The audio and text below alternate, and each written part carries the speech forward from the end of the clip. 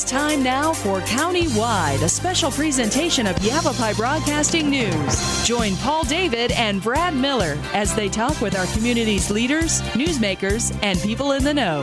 You'll hear about the hot topics that affect all our lives here in Yavapai County. And now, here's today's County-Wide.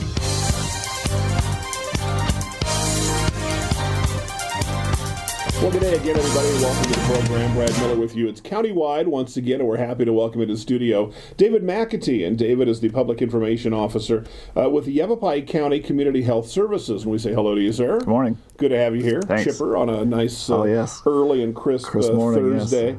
Yes. As we do our program here, we're kind of right in the middle of holiday season. Thanksgiving weekend just passed. The Christmas holidays, New Year's, and so on still coming up for an awful lot of people, including me. That's food and good times and those kinds of things. And I wanted to chat with you about a number of things today. Sure.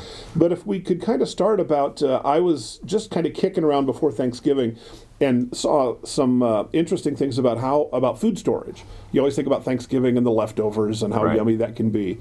And I was startled to find turkey, I think, was keep it in the fridge 2 days.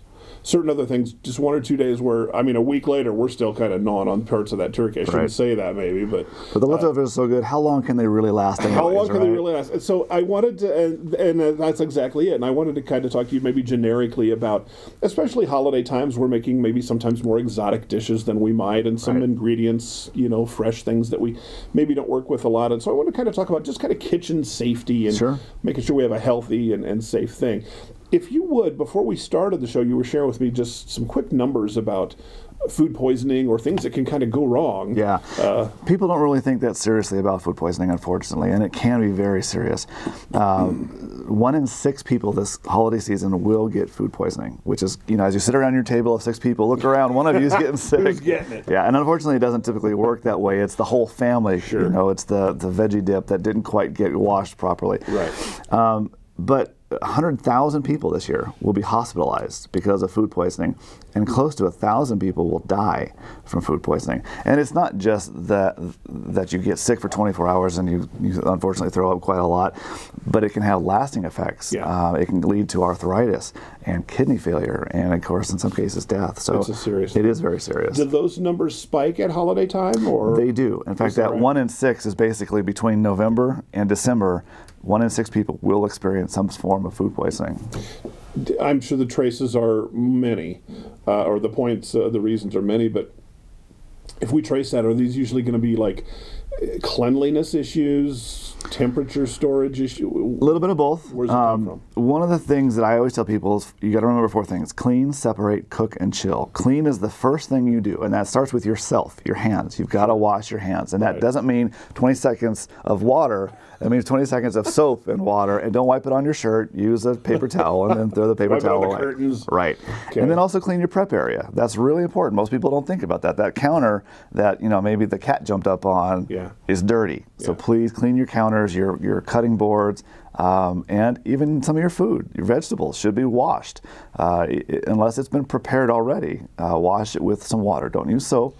Just rinse it off with some water. Are you talking like fresh vegetables? Yes. Frozen, canned? That's probably okay. If it's been processed, it's been washed. But if you buy a cucumber from the store, when you bring it home, you should wash it with water. Just its exposure, it seems like sitting in the store. Yeah, absolutely. Who knows who's picked it up? Right. And so on and so forth. Well, and even as you walk through the store and maybe you've picked up a turkey as well, you want to keep those things separate as well. Right. So don't mix your vegetables and your meats in your bags or in your refrigerators. That goes for pre-cooked storage and post, I assume. As far as keeping separate, just different things that should be kind of... Yeah, if you go to the grocery store before Christmas and buy a bunch of stuff, keep the meat stored down low so that if they do thaw and they drip, you don't want them dripping into your vegetables. Gotcha. And keep your vegetables up high, wash them. Interestingly, the meat products you don't want to wash.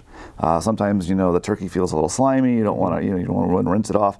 What you're doing is you're actually spreading the germs to your sink, to your countertops, and that's not good. So just leave your meats alone. I'll take like a whole chicken, and I've got a rotisserie, and I always take that and run the whole darn deal under cold water. You tell me that's maybe not a good idea? It's really not. Is that right? Yeah, you really don't want to do that. And I know sometimes a lot of chefs will say you can wash the fish, and fish is a good idea to rinse out, Sure. But with your turkeys and your hams, I know they kind of feel like something's not quite right. Leave it alone. It's going to cook, and that's going to take care of it. And really all you're doing is you're just splashing that germs on your counters, in your sink, on your hands. Right. So just leave it alone. When we talk about, you talked about cleaning up the kitchen area, the prep area, and then the cooking and so on and so forth. Tell me about that tried and true tradition that all of us grew up with in the Midwest anyway, and maybe everywhere, the old washcloth that Grandma made. Yes, throw that away. Get rid of it. Get rid of it. Throw it in the fireplace. No, it's probably the harbor of germs more than anything else. And so you want to use paper towels. And I know that's not the most green thing in this PC world, but you want to use a paper towel. You know, those 6 people sitting around your dining room table will appreciate the fact that you threw away a paper towel and didn't use the kitchen counter table that's been sitting there for a while. Right. Okay. So, I've heard that you can take the kitchen sponge is kind of the same thing. Just as bad. A little zap in the microwave can kind of clean that up. You're saying yeah, it's questionable. Honestly, the best thing are those wipes that they've got bleach in them. That you wipe something down and you throw it away.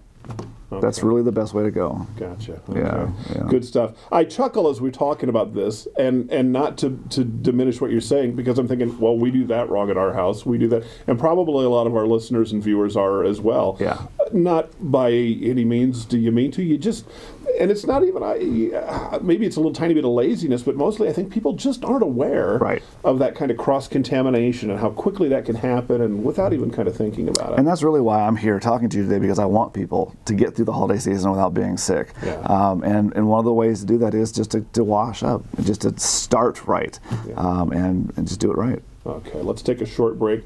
Our guest is David McAtee. We'll talk about a number of other things. There's been some food recalls that David has made us aware of and that we've passed on to our listeners and viewers. David's with the Yavapai County Community Health Services. We'll take a break and be back after this.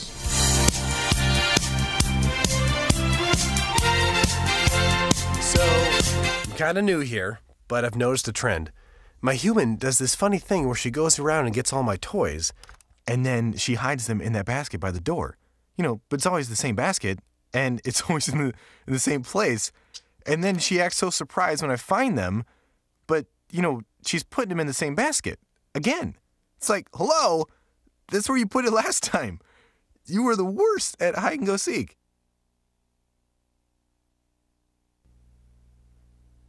I was in junior high the first time I caught my mom using denial. She had to have known her painkillers were missing because I kept stealing them. Her denial was so out of hand. So she doesn't even know? I'm going out. It was like I could get away with anything. You kids have fun. And that was when I knew. When she was addicted to denial. Denial is a drug. Get help. The partnership at drugfree.org.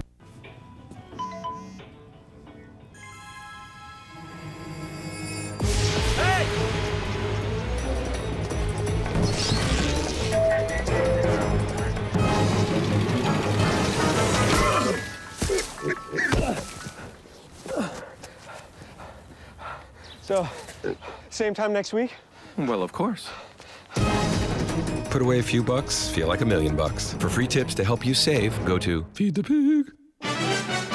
Now, some action from the courts. Billie Jean King renewing her rivalry with Arthritis. First set, furious volley, and right to the net for a winner. Beautiful forehand there. Arthritis, stunned. And here, match point. Billie Jean with the ace, taking it in straight sets. Afterwards, a jubilant Billie Jean King. Tennis is a weapon for me with arthritis. There's nothing like it for me to hit a ball, run to the ball, anytime, any court. I'm ready. Let's go. What's your weapon against arthritis? Find out at fightarthritispain.org.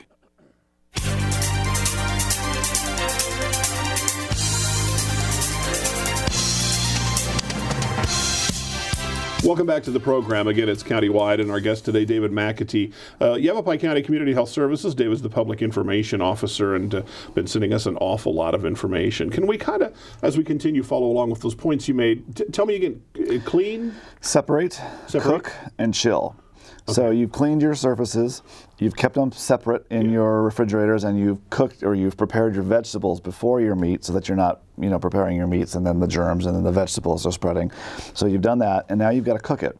And really the only way to know if you've reached that proper temperature of about 165 degrees is with a thermometer. So if you don't have one, go out and get yourself a cooking thermometer, because it's really the only way to know for sure. The myth that it runs clear, it's good, if the texture is right, it's good, those aren't true indicators of the right temperature.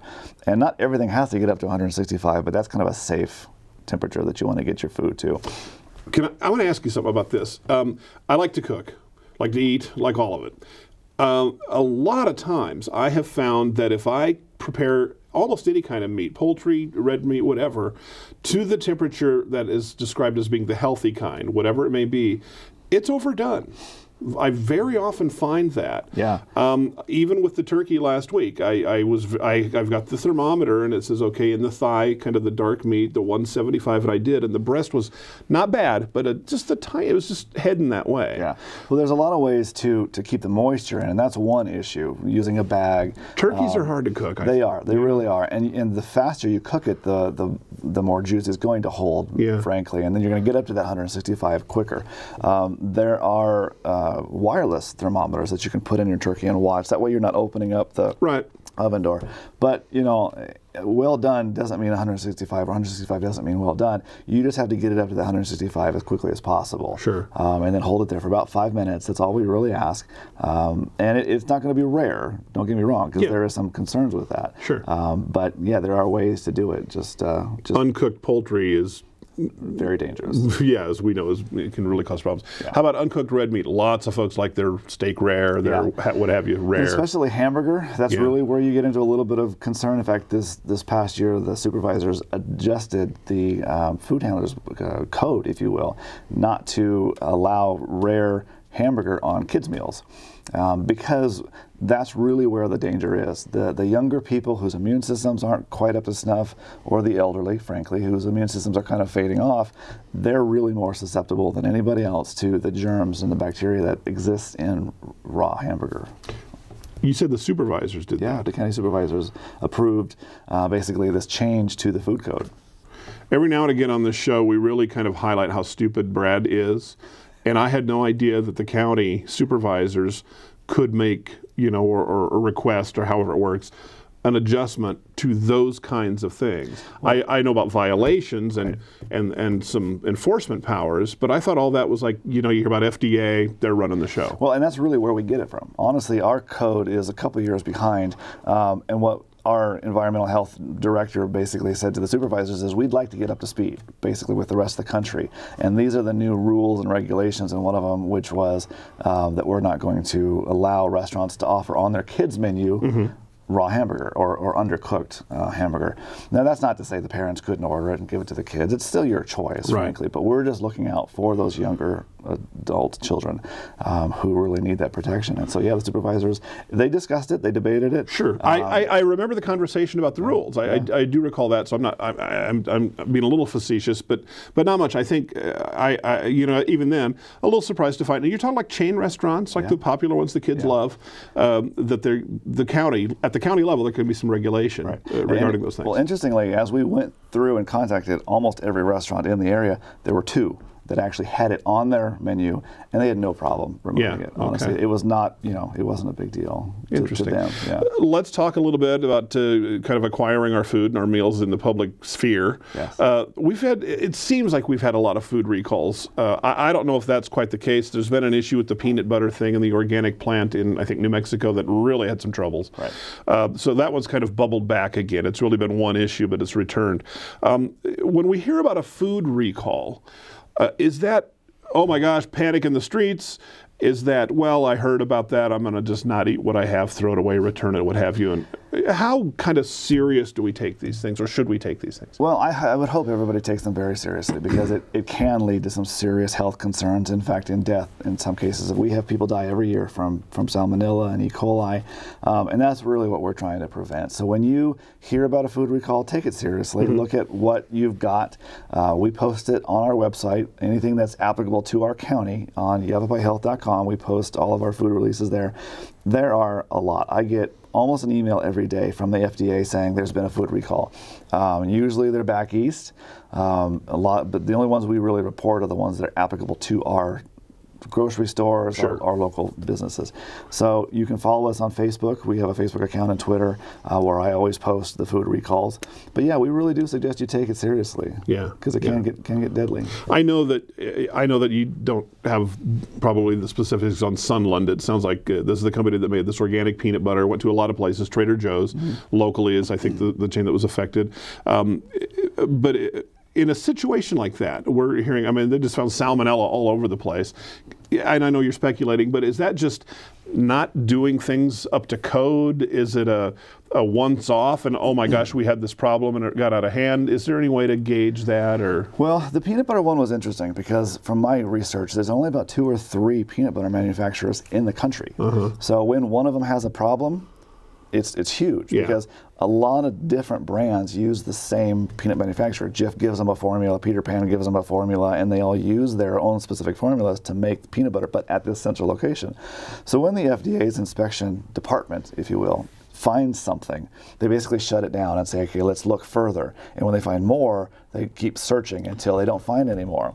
The peanut butter was a bad one, and I think it's a good thing that we found it because it could have gotten pretty serious. A lot of times it's meat. This is just one of those products that carries a lot of germs, but the FDA is out there checking, and when we find stuff, to me it's encouraging because at least I know they're looking for it and preventing a lot of the disease that could be bad for people. So you mentioned meat; it just made me flash on the mad cow thing in Europe a number of years ago. Now I know we've had some scares in the United States. I don't know if we've had a real kind of outbreak. No, we haven't, not that I know of at least, and that doesn't mean we haven't had a case, but when they do find one, they shut it down, they kill a lot of cows, unfortunately, and it costs a lot of money, but they realize that this is a major staple that we survive on, and it's very serious, and they really do deal with it pretty well. Get at it pretty quick, okay. Let's go ahead and take another short break. We need to do that. We need to pause for a moment. When we come back, you brought to us some information about Yavapai Healthy Living Coalition. And not a new program, but going to be kind of new maybe to our listeners and be real interesting as well for folks to find out. We'll talk to David about that when we come back. David McAtee, our guest, Yavapai County. Can I say Yavapai County Health Department? You can. The Health Department is here. We'll be back after this.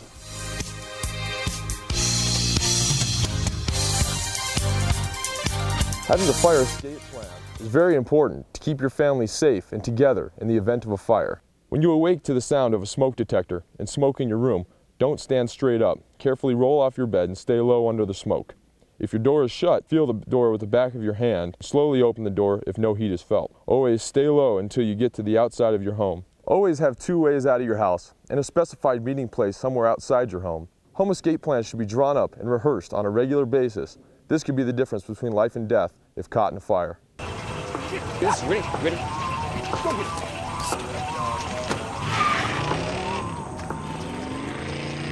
Oh, come on, Randy. Animal shelter, here I come. And no, I'm not crazy or emotionally damaged. That's a stereotype. I just belong to a total loser. I'm a good dog. So if you want a pet, adopt. And if you see Randy, tell him he dropped his wallet.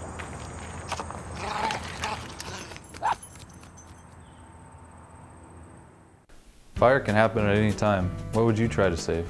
My family photos. My grandfather's war memorabilia. My dogs. I'm firefighter Brandon Wacker with the Cotton Fire Department. A working smoke detector is your best defense in the event of a fire.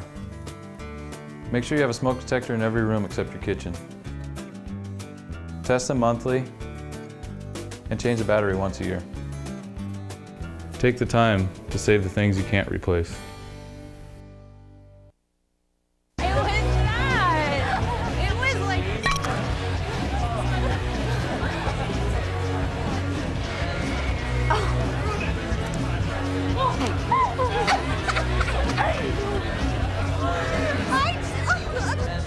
It's easy to tell if you've had way too many. But what if you've had just one too many? Buzz driving is drunk driving.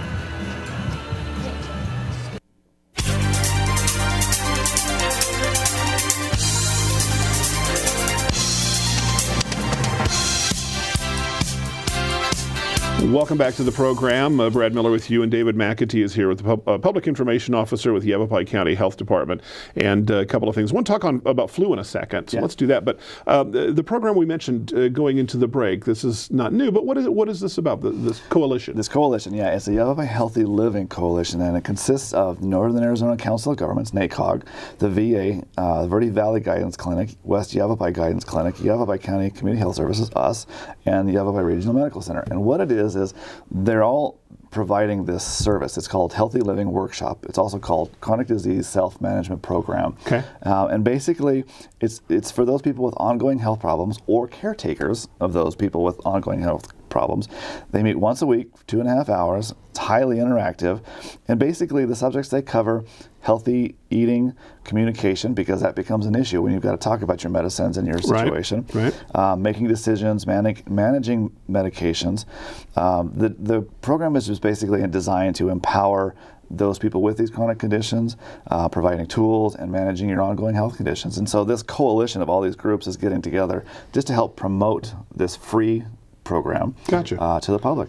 It sounds like there's some a real information exchange that can happen. Also, kind of a peer support group. Leg to that. Okay. A lot of the providers, the teachers, if you will, have conditions themselves, medical conditions, ironic conditions. So they're talking right from the heart, and it's just a great program. Can I find out more about that on the website? You can go to yavapaihealth.com, and we've got more information for you. Okay, David's phone number there too. Now, is this you or is this the general office for the health department? 771-3122. If you have questions about something you've heard on the program today, or generally speaking, or yavapaihealth.com to get more information. Flu season, David. Yes, it is. Here we go. Yeah. I think we spike typically in our part of the country in February. Yes. That means I've still got time to get a flu shot? Absolutely. Does it? Yeah. In fact, this year we're giving out child's flu shots if you're 6 months or older.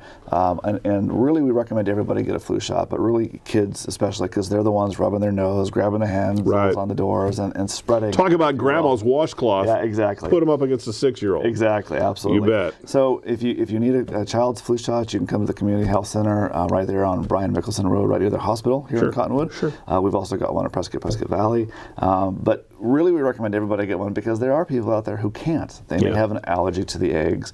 The child flu shots are preservative free, which is kind of nice. But for those kids that can't get the flu shot, we recommend everybody around them get a flu shot to kind of protect them, if you will. Build that fence, if you will. Exactly.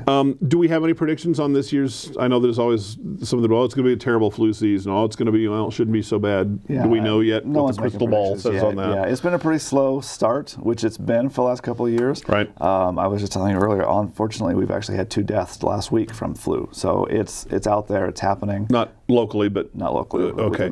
Do we have any flu cases confirmed? I know Coconino's had a few already. Coconino's had a few. I think we had one.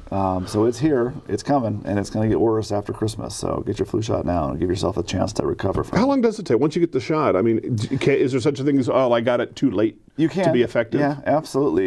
You can get it too early to where it wears off throughout the season. You can get it too late, obviously, if you've already sick. So if you get the flu shot and then you get sick right away, it wasn't from the flu shot. It was because you were sick already. And that happens, unfortunately. And people go, see, I knew it. That shot's getting me sick. It's not the case. It's a dead virus that's going in your body, recognizes it, and starts building antibodies so that when the real one comes along, it's there to protect you. And it's good to drink brandy when you have the flu.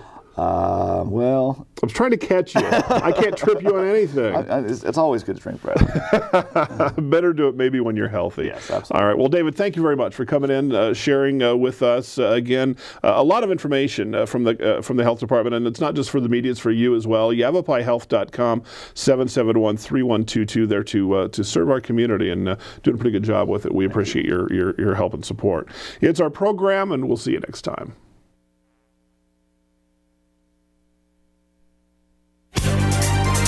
This has been County-Wide, a special presentation of Yavapai Broadcasting News. Listen in each Tuesday and Thursday as we tackle the hot topics and talk to the decision makers across Yavapai County.